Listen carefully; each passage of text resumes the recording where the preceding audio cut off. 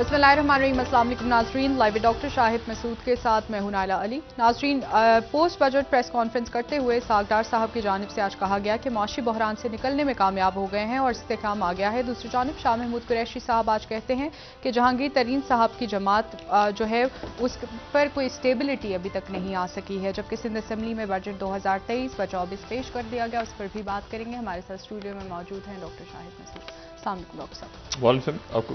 Doctor साहब, शाह महमूद कुरैशी साहब की जानिब से इस बजट पर शदीद तनकीद की गई और कहा कि ये मुल्क को दिवालिया होने की तरफ लेकर जा रहा है, जबकि इसहाकडार साहब काफ़ी पुरुमीद हैं और वो कह रहे हैं कि बेहतरी की तरफ जाएंगे मामला। इसहाक साहब के अपने मामला बेहतरी की तरफ नहीं जा रहे तो मुल्क के मामला खाक जाएंगे बेहतरी की तरफ, या वो लेके जाएंगे बेहतरी की तरफ। मसला ये है कि ये हम जो बात इस वक्त कर रहे हैं वो हम कर रहे हैं कि एक पॉलिटिकल सिस्टम कोलैप्स हो चुका है। ये मेरा तज्जिया है कि एक पूरा एक ढांचा गिर चुका है 1985 का सियासी ढांचा। एक मुल्क की बसात ऐसे सारी उलट फुलट हो गई, ठीक है। और इसीलिए इसहाक डार साहब हमारे जो एक तारीख में सबसे ज़्यादा बजट पेश करने वाले पाकिस्तान की तारीख में, और हो सकता है गिनीज में भी चला जाए नाम उनका, तो उन्होंने एक ऐसा बजट पेश किया है जो ना उनको समझ आ रहा है, ना वज़ीर आज़म को समझ आ रहा है, ना लोगों को समझ आ रहा है। इतना समझ आ रहा है लोगों को कि पैसा है नहीं, और उसमें उन्होंने तनख्वाहें भी बढ़ा दी हैं, उसमें पेंशन बढ़ा दी है, पैसा नहीं है। और उन्होंने जो है वो वज़ीर आज़म का बजट अपना कोई मेरे ख्याल से 90 अरब रुपए का रख दिया, और नई तरक्याती जो स्कीमें हैं उसके लिए कोई 80 अरब, वो मेरे ख्याल से 60-70 करोड़ फी MNA हो जाएगा। उसमें अगला इलेक्शन वगैरह वो निकालने का जो भी तरीकाकार और वो भी खर्चा पानी उसमें भी होता है, और पैसा नहीं है, ये ज़हन में रखें।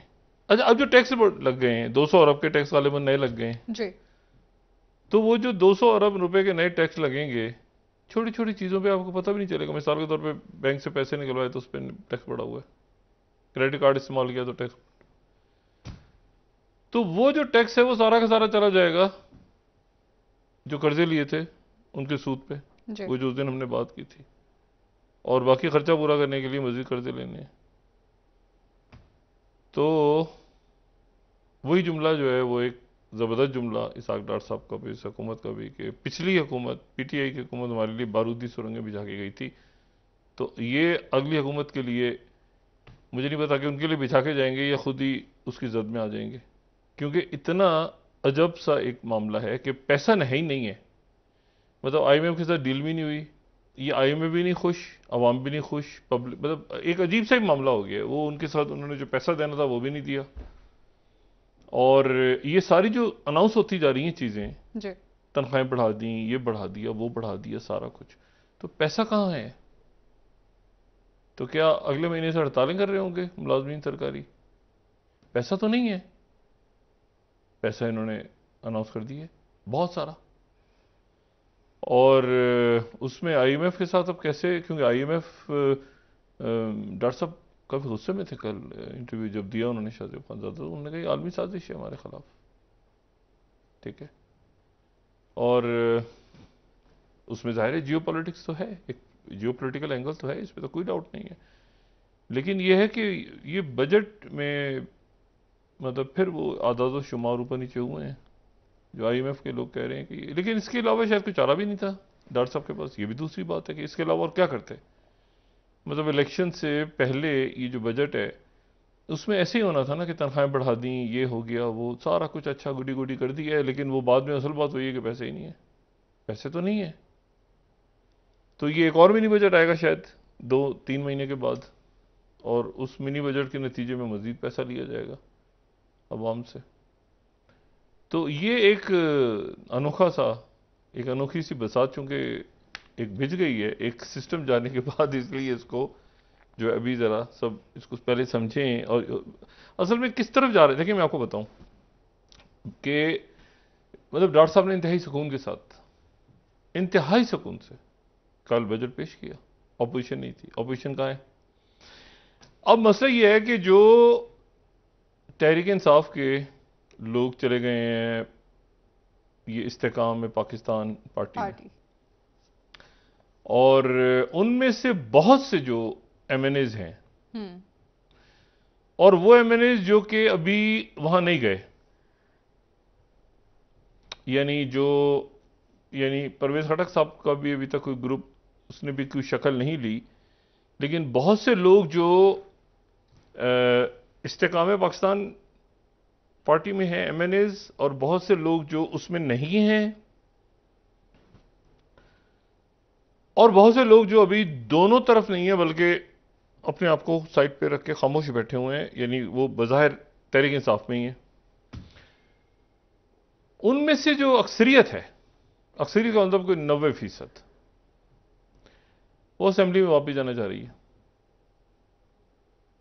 अपने चेयरमैन के बगैर,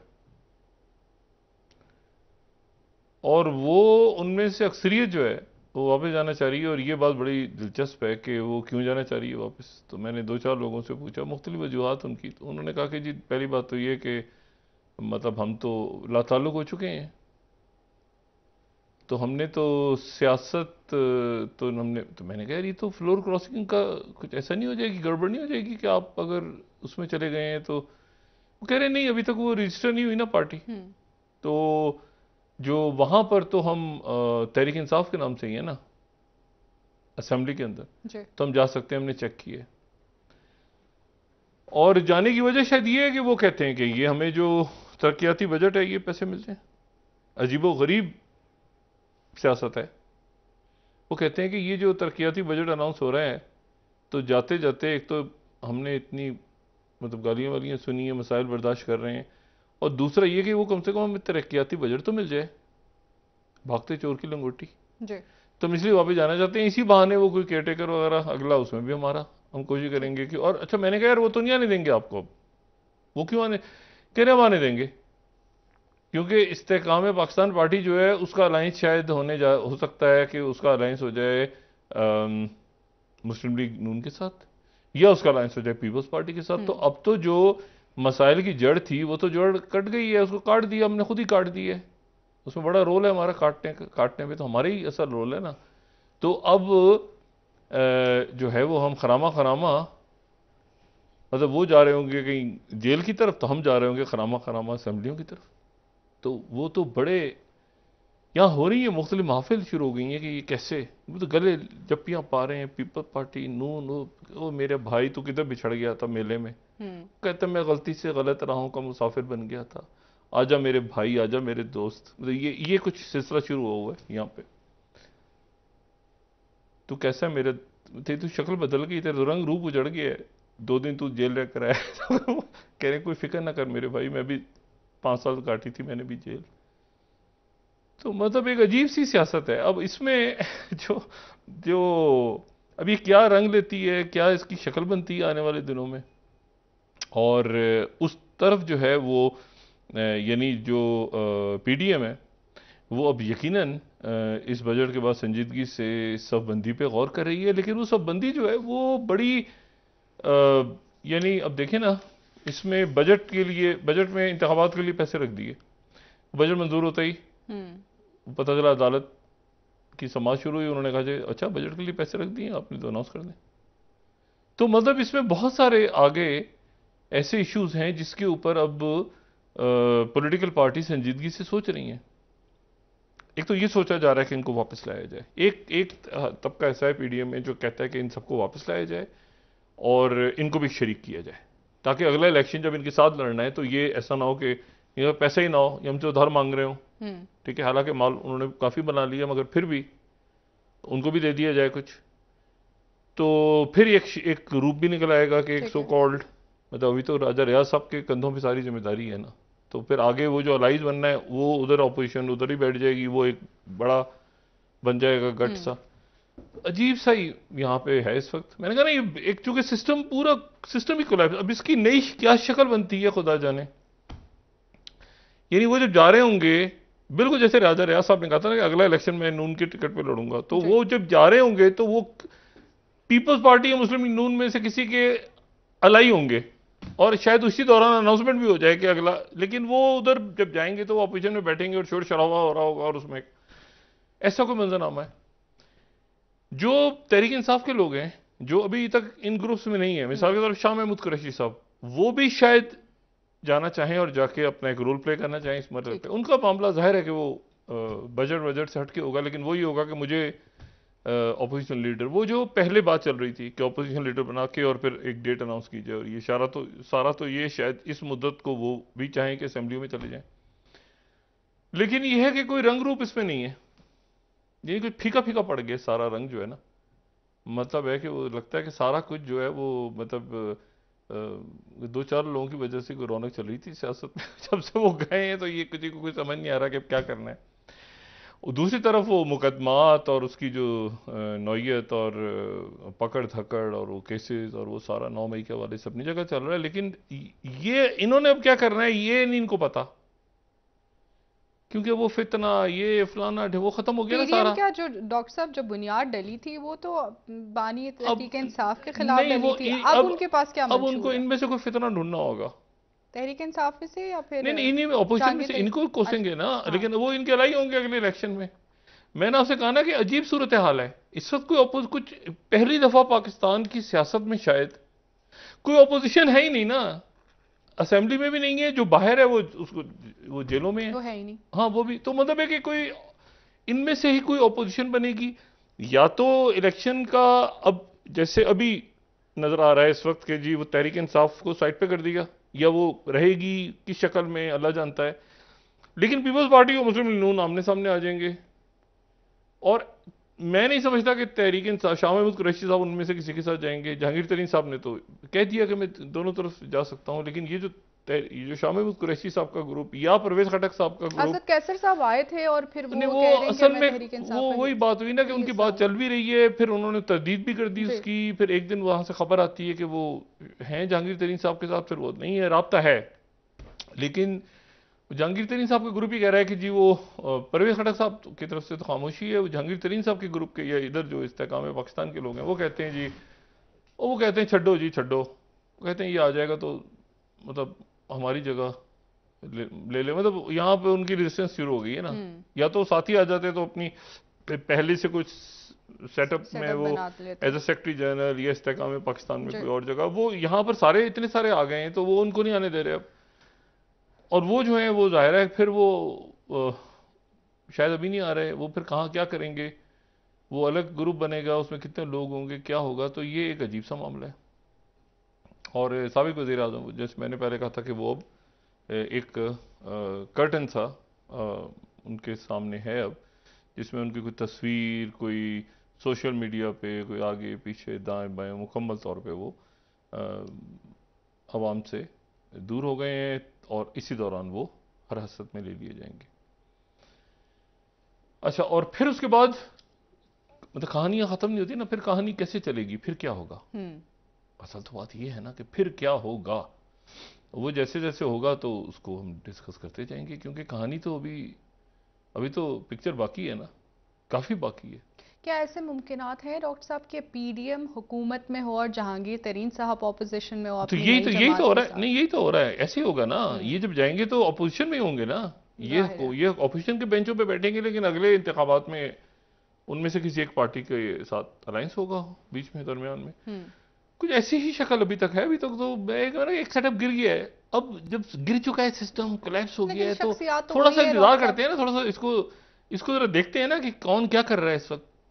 बौखलाए के लोग घूम रहे हैं, किसी को समझ नहीं आ रहा अचानक, अच्छा वो वाकई चला गया है, पक्की बात है, बाहर तो नहीं आ जाएगा दोबारा भुट्टो, मतलब ये वाला सीन चल रहा है ना अभी तो, लेकिन चला गया जी, आए लग गया, अच्छा उससे कम नहीं होना चाहिए, ऐसा ना हो कि वो आ जाए वापस। तो ये कहानी है ना अभी तो सिस्टम के खात्मे की डॉक्टर साहब आपने बात की और वो हमें होता हुआ भी नजर आया। नहीं हो गया, नहीं अभी भी ओहो, अब आगे तो चले ना, अभी चलते हैं ना, अभी तो चल रही है ना, अभी तो पिक्चर बाकी है ना, अभी देखते हैं ना कि क्या इसमें से क्या निकलता है।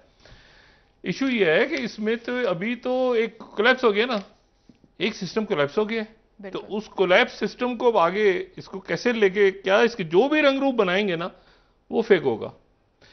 देखिए पीपल्स पार्टी ने अपने आप को अलग कर लिया है इस हुकूमत से जी कि जी ऑनरशिप नहीं है। वो कह रहे हैं बजट की आपने सुनी कि कोई, वो तो अभी 2-4 दिन में शुरू हो जाएंगे, महंगाई बढ़ गई, ये हो गया, नाकाम हो गए, ये हो ये वो सारा, क्योंकि वो इलेक्शन की तरफ जा रहे हैं। वो मलबा क्यों उठाएंगे इतना, ये जो कुछ महंगाई का और इसका, उसको वो अलग करेंगे अपने आप को, सवाल ही पैदा नहीं होता, वो अलग करेंगे। तो ये अब देखते हैं कि ये क्या क्या शक्ल इसकी इख्तियार होती है। और थोड़ा सा वक्त मिला तो मैं ओवरसीज पाकिस्तानीज के हवाले से 2-3 बातें उस पर बात करूंगा। लेकिन मैं पहले ज़रा ये आपसे यहाँ पे बात करूं कि देखें एक बड़ा इंपॉर्टेंट इवेंट हो रहा है और यकीनन पाकिस्तान पे उसका असर पड़ेगा, खिते पे पड़ेगा, दुनिया पे पड़ेगा। और वो है कि भारतीय वज़ीर आज़म नरेंद्र मोदी का दौरा अमेरिका, जो कि 22 तारीख सर पे खड़ी है और उसकी तैयारियां हो रही हैं। और लॉयड ऑस्टिन अभी सिंगापुर में जो शंग्रीला डायलॉग था, तो उसके बाद इंडिया आए थे। इंडिया आने के बाद उनकी डिफेंस डील हुई थी बड़ी, जिसमें वो जेट इंजन्स और सारा बड़ा लंबा चौड़ा टेक्नोलॉजी ट्रांसफ़र और ये सारा हम बात कर चुके हैं पहले। और उसके बाद जैक सुलिवन जो नेशनल सिक्योरिटी एडवाइज़र हैं वो भी आ रहे हैं अगले हफ्ते। लेकिन इस दौरान जो है वो इंडिया की तरफ से एक अच्छा, वहाँ पर जो बड़ी स्ट्रॉन्ग कमेटी है जो कि कांग्रेस में, जो कि चाइना से रिलेटेड है, उन्होंने कहा था कि इंडिया को नेटो प्लस बना दिया जाए, नेटो प्लस का दर्जा दे दिया जाए। यानी नेटो प्लस में एक तो नेटो के मेंबर्स हैं ना 31, तो उसमें 5 और हैं जो प्लस हैं, यानी उसमें Australia, New Zealand, Japan, Israel, south Korea, ये तो छठा इंडिया को बना दिया जाए तो नेटो 6 हो जाए। अच्छा, अब नेटो 6 जो है वो अच्छा, ये जो जितने नेटो प्लस ममालिक हैं ना, इनमें अमेरिकन बेसिस हैं, मिलिट्री बेसिस हैं, मतलब साउथ कोरिया में भी हैं, आपके इसराइल में बेसिस हैं, जापान में बहुत बेसिस हैं, हम पहले बात कर चुके हैं, वो तो वर्ल्ड वॉर 2 से ही चली आ रही हैं वहाँ पे बेसिस। और तो इन सब मुल्कों में बेसिस हैं। लेकिन इंडिया ने एक बड़ा फैसला किया कि हम नेटो प्लस का दर्जा नहीं लेंगे, उन्होंने इनकार कर दिया। अच्छा, अब ये बड़ा एक इंटरेस्टिंग है। अच्छा, अगर हम इसको इंडिया के पॉइंट ऑफ व्यू से देखें तो ये फैसला उन्होंने अच्छा फैसला किया है, ठीक मुनासिब फैसला किया। लेकिन इशू ये है कि शायद वो बैलेंसिंग वाला जो फैक्टर है, अब उसके ख़त्म होने के दिन आ रहे हैं। वो बैलेंसिंग है ना कि हम इधर भी हैं और उधर भी हैं और उधर भी हैं और उधर भी हैं, तो वो शायद कुछ मुल्क कर भी पा रहे हैं, कुछ मुल्क नहीं भी कर पा रहे। मिसाल के तौर पे देखें, अगर इंडिया जो है वो नेटो प्लस बन जाता, फर्ज करें वो एक्सेप्ट कर लेता इस चीज को, तो नेटो प्लस बनने के बाद क्या होता कि आर्टिकल 5 नेटो का, आर्टिकल 5 ये कहता है कि किसी एक मुल्क पे हमला हो तो तमाम मुल्कों पे तस्वुर होगा। तो इसका मतलब है कि इंडिया और पाकिस्तान की जंग छिड़ेगी तो 31 मुल्क आ जाएंगे पाकिस्तान से लड़ने के लिए, अमेरिका समेत। ऐसा तो नहीं होगा ना अगर नेटो प्लस का दर्जा, या चाइना के खिलाफ नेटो की फौजें उतर जाएंगी सारे मुल्कों की, मैक्रों भी उतर जाएंगे, तो वहां पर जो है वो यूके भी उतर जाएगा, और ये भी, ऐसा तो नहीं है, टर्की उतर जाए, ऐसा तो नहीं है ना। इशू ये है, तो वो उनको कोई उसका मतलब नेटो क्या, अच्छा फिर क्या मिलिट्री बेसिस देंगे, वो किसके खिलाफ देंगे, चाइना के खिलाफ देंगे, तो नाम ही नहीं लेते। ठीक है, तो बात ये है कि किसके, तो ये फैसला उनका अच्छा है, मुनासिब फैसला है कि उन्होंने नेटो प्लस में जाने से इनकार कर दिया। लेकिन सवाल यह है कि वो अगर नेटो में नहीं जा रहे, नेटो प्लस में नहीं जा रहे, तो फिर वो किस हद तक फिर वो अमेरिका के इत्तेहादी होंगे, क्योंकि क्या ताइवान के खिलाफ जंग में वो उनका कोई इंटरेस्ट होगा? क्योंकि देखें आगे जाके जो अमेरिका का फड्डा है, जिसमें यूरोपीय यूनियन भी उनके साथ नहीं है, जिसमें मशरिक वस्ता भी अमेरिका के साथ नहीं है, अगला फड्डा बड़ा खौफनाक है।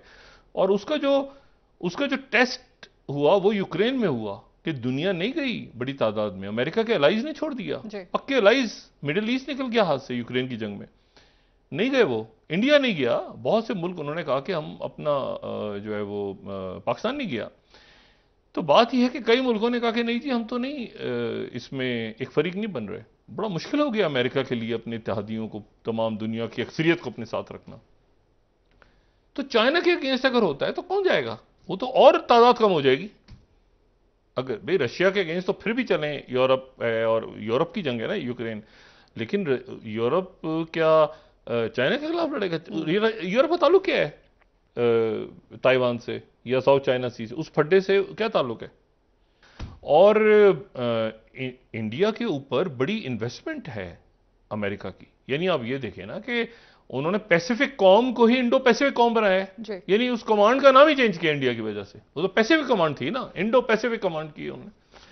अब मसला ये है कि वो इंडो पैसिफिक कमांड जो है, क्या वो ईस्ट चाइना सी में या साउथ चाइना सी में या ताइवान में जाएगी? क्यों जाएगी? चाइना से लड़ने के लिए। वो चाइना से उनका फड्डा ऊपर कम पड़ा हुआ है ये पूरे नॉर्थ में। और ये साथ जो मणिपुर में हंगामे हो रहे हैं, तो ये हंगामे तो अब न्यूयॉर्क टाइम्स तक फैल गए हैं। न्यूयॉर्क टाइम्स जो है उसने आज पूरा एक आर्टिकल लिख दिया मणिपुर के की ट्रेजेडी पे। Rising India is also in one remote pocket a blood soaked war zone. और इसमें फिर उन्होंने बताया कि poor people burned out of their homes by hundreds, villages even refugee camps racked with gun fire, men women children beaten and set ablaze by angry mobs. ठीक है ना, ये खूनी लड़ाई। India world's most populous country and home to the fastest growing major economy is now also site of a war zone as weeks of ethnic violence in remote north eastern state of Manipur has claimed about 100 lives. अच्छा, अब issue ये है कि वो ये बिल्कुल दूसरा कोना है, और इस कोने के अंदर अल्लाह अपना रहम करे, ये जो ट्राइबल वॉर है ना, ये कबाइल की लड़ाइयाँ, ये बड़ी खौफनाक है। देखें, हम लोग जोग्राफिकली बड़ा शुक्र हमें अदा करना चाहिए कि ईरान बफर है बीच में। अगर ईरान बफर ना होता तो पाकिस्तान की सरहदें इराक से मिल रही होती। हर दूसरा आदमी आपको यहां से इराक की तरफ चलो चलो इराक चलो। मसला यह है कि ईरान एक मजबूत स्टेट है ना, मजबूत स्टेट है, तो उसने एक तरफ तालिबान एक तरफ इराक को उसने फेस किया है। इसी तरह पाकिस्तान बहुत बड़ा बफर है अफगानिस्तान और इंडिया के दरमियान। ठीक है, बात इंडिया के बॉर्डर के साथ उधर से मणिपुर होता और इधर से तालिबान होते, तो इंडिया, ये तो हमने तालिबान से लड़ाइयां हुई हैं ना, पाकिस्तान में जाने दिए लोगों ने। अगर पाकिस्तान, देखिए रियासत ने, पाकिस्तान ने बफर, ये शुक्र अदा करना चाहिए इंडिया को। इंडिया के साथ जो है वो अफगानिस्तान की सरहद आप लगा दें, वो कश्मीर उधर से मणिपुर उधर से, तो इंडिया तो कहां बीच में। बात ये सारी कि, और वो तो प्रॉपर वॉर ऑन टेरर हुई है ना, तो वॉर ऑन टेरर जो है, क्या इंडिया उसको बर्दाश्त कर सकता है? इंडिया तो इंसर्जेंसी को नहीं बर्दाश्त कर रहा, ये जो वहां पे हुर्रियत की लड़ाई हो रही है। तो बात यह है कि इसको, अब ये एक बड़ा इशू है कि इसमें इंडिया ने ऐलान तो कर दिया कि हम नेटो प्लस नहीं बनेंगे। अब यह है कि अब फिर क्या रोल होगा, ये एक बड़ी इंपॉर्टेंट बात है कि क्या रोल होगा। अच्छा, बड़ा इसको वेलकम किया है ग्लोबल टाइम्स ने कि जो चौथी स्लाइड है ना, उन्होंने ज़ाहिर वेलकम किया कि NATO plus expose US impatience with India's independent policy in NATO's. ये जो फोर्थ स्लाइड है, अच्छा ठीक है जी, बिल्कुल ठीक है। अच्छा, ये ध्यान में रखेंगे, जो तीसरी स्लाइड है ना, कुछ अर्से पहले उन्होंने वॉर्न भी कर दिया था, चाइना के डिफेंस मिनिस्टर ने सिंगापुर में वॉर्न भी कर दिया था कि नेटो लाइक मिलिट्री अलायंस यहाँ नहीं होना चाहिए एशिया पैसिफिक में। और उसके बाद जो फर्स्ट फोर्स को हम दिखाएंगे, यूएस ने भी, फिर ऑस्टिन लॉयड ने भी कहा था कि नहीं, हम यहाँ पे नेटो इंडो पैसिफिक में नहीं ला रहे। फर्स्ट स्लाइड जो है, ठीक है, तो उन्होंने बहरहाल इसको मना कर दिया। और जो फर्स्ट स्लाइड हम कोट कर दिया इंडिया टीवी की, इंडिया रिजेक्ट्स यूएस ऑफर। अच्छा, अब इसका असर जो है, मैंने आपसे कहा ना कि हर वो वाकया जो खित्ते में हो रहा है, देखें महमूद अब्बास फलस्तीन अथॉरिटी के सदर चाइना जा रहे हैं अगले हफ्ते। चाइना ने उनको बुला लिया है, और चाइना ने उनको बुलाया है इसलिए कि चाइना ने कहा है कि हम फलस्तीनी और इस्राएली मसला हल करवाएंगे। ठीक है, और चाइना के जो मुस्तकिल मंदूब हैं यूनाइटेड नेशंस में, उन्होंने वॉर्न किया है, ये 11 स्लाइड, चंद रोज पहले उन्होंने वॉर्न किया है, CGTN, China urges Israel to stop encroaching upon Palestinian land. ये इतना स्ट्रॉन्ग, इतनी स्ट्रॉन्ग वर्डिंग है ये कि एक तो हैफा का आपको पता है ना इशू, ऑलरेडी वो बेल्ट एंड रोड में हैफा है, लेकिन वहां अदानी ग्रुप भी पहुंच गया था। वो हैफा का एक हिस्सा पूरा हैफा जो बंदरगाह है, बात कर चुके हैं काफी डिटेल में, लेकिन उन्होंने कंप्लीट एक शटअप कॉल इसराइल को दी थी कि आप, और साथ ही फलस्तीन को वहां बुला लिए, और साथ ही ऑफर किए कि हम इसमें मीडिएट करेंगे। अच्छा, अरब लीग ने, अरब न्यूज ने इसको बहुत उठाया कि Palestinian president Mahmoud Abbas to visit next week. और ये भी ध्यान में रखें, जो अरब लीग का इजलास हुआ था अभी चंद रोज पहले, जिसमें बशारुल असद आए थे, उसमें फलस्तीन को दोबारा मरकज बना दिया इन्होंने। ठीक है, ब्लिंकन, सेक्रेटरी ब्लिंकन आए तो उन्होंने जो MBS के साथ मुलाकात हुई तो उन्होंने कहा कि जी हम तो 2 स्टेट फार्मूला पे हैं। 2 स्टेट फार्मूला वो है जो पाकिस्तान भी मानता है। जी बिल्कुल। देखिए, इसराइल को तस्लीम करने की कंडीशन रखिए, ध्यान में रखें, पाकिस्तान की तरफ से वही पॉलिसी है इसराइल की जो सऊदी अरेबिया की है कि हम 2 रियासती सोल्यूशन चाहते हैं। हम ये नहीं कहते कि इसराइल को मिटा दो यहां से, नहीं नहीं, हम 2 रियासती सोल्यूशन चाहते हैं जिसको तस्लीम करता है सऊदी अरब, अरब लीग, मुस्लिम वर्ल्ड, OIC। वो 2 स्टेट सोल्यूशन ये है कि जी इसराइल और ये फलस्तीनी स्टेट। अब इन्होंने, चाइना ने क्या कहा है कि ये ऑक्युपाइड इलाकों से हटो, यानी चाइना ने वो पॉलिसी इख्तियार की है जो पॉलिसी अरब लीग की है, पाकिस्तान की है, सऊदी अरेबिया की है, लेकिन अमेरिका की नहीं है। अमेरिका में तो ट्रंप कहते थे ना यहां पे मुंतकिल करो, यरूशलेम में लेकर आओ, तल अवीव से और सफारत खान। तो लेकिन बाइडेन वापस उसी पे हैं। बाइडेन देख रहे होंगे यकीनन अमेरिका के, यार एक मिनट ठहर जाओ, क्योंकि अमेरिका के भी पैलेस्टीनियंस के साथ एक ताल्लुकात हैं, लेकिन राइट विंग गवर्नमेंट है ना वहां पे।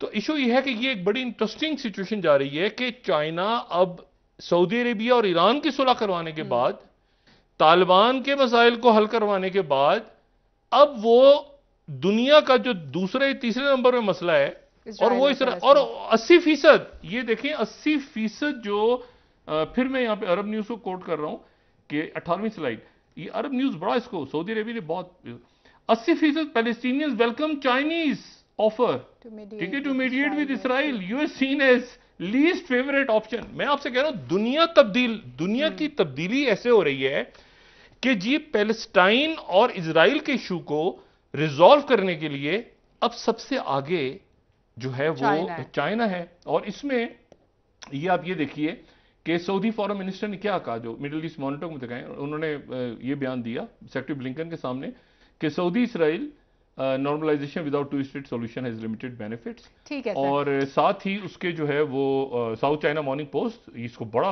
हाईलाइट किया उसने कि China urge Israel to stop provocations and encroachment as Palestinian tensions flare. तो ये अब इस पूरी पिक्चर में जो, और फिर associated press 13th news, China offers to facilitate Israel Palestinian peace talks. China ऐसे नहीं आता, चाइना जब आता है तो करता है। चाइना को पता है कि इसराइल मानेगा, चाइना को पता है कि पैलेस्टीनियंस भी मानेंगे, ठीक है, चाइना को पता है कि सऊदी अरेबिया मानेगा, अरब मुल्क मानेंगे, ईरान मानेगा। चाइना फिर अनाउंस करता है पब्लिकली, जब उसने कह दिया कि हम फलस्तीनी मसला हल करवाएंगे, हाँ। तो दुनिया एक, अब वो I2 U2 ये नेटो प्लस तो क्वाड, तो ये सारे फजूल बातें हैं। इसमें जो प्रैक्टिकल अलायंसेस जन्म ले रहे हैं दुनिया में, उसमें चाहे अमेरिका हो, चाहे इंडिया हो, चाहे पाकिस्तान हो, चाहे मशरिक वस्ता के मुल्क हो, यूरोपीय यूनियन हो, ये इन सबको रियलिटी देखनी है। सर बिल्कुल। डॉक्टर ब्रेक एक ले लेते हैं, वापस आके बात करेंगे मजीद। नाजरीन यहाँ पर एक ब्रेक, हमारे साथ रहिए।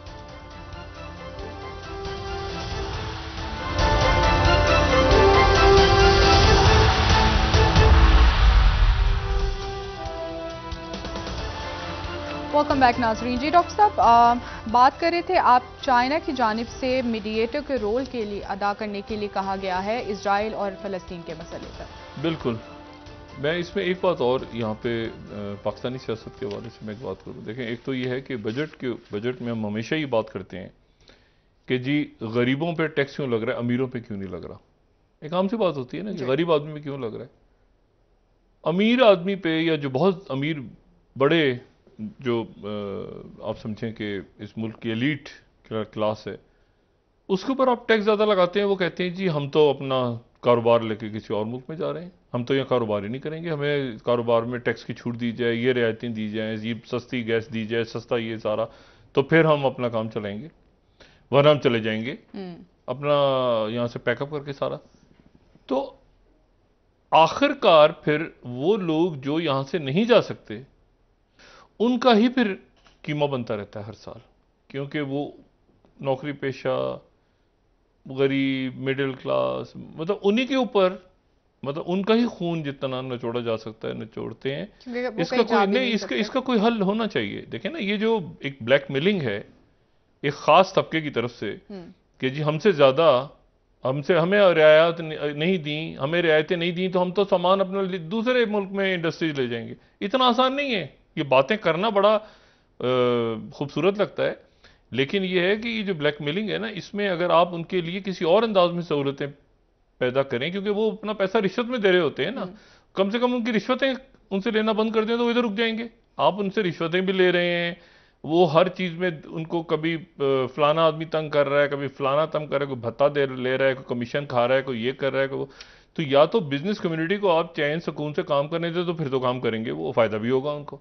वो इस बात से बेजार होके ना फिर, क्योंकि वो कहते हैं कि यार एक मिनट हम टैक्स भी दें और फिर इसको खिलाएं भी, इनको खिलाएं पिलाएं भी, मुख्तलिफ लोगों के इलेक्शन के अंदर भी पैसे दें, ये भी करें वो भी करें, किसकी हुकूमत आ जाए वो पकड़। तो मतलब ये एक बहुत बड़ा रौला है। तो इससे हमें किसी ना किसी तरह निकलना होगा, क्योंकि ये एक गरीब के ऊपर मुस्तकिल बोझ बन रहा है। दूसरी बात ये है कि देखें, मैं इस पर बात नहीं करना चाह रहा, लेकिन ओवरसीज़ के हवाले से ओवरसीज़ पाकिस्तानियों की मुख्तलिफ पेपर्स में छपी हैं खबरें हैं कि वो इस तरह से हो रहा है, और वो उतनी बड़ी शायद तादाद नहीं है, ये शायद हो, मैंने उस पर ज़्यादा बात नहीं की, लेकिन कुछ जो यहाँ पे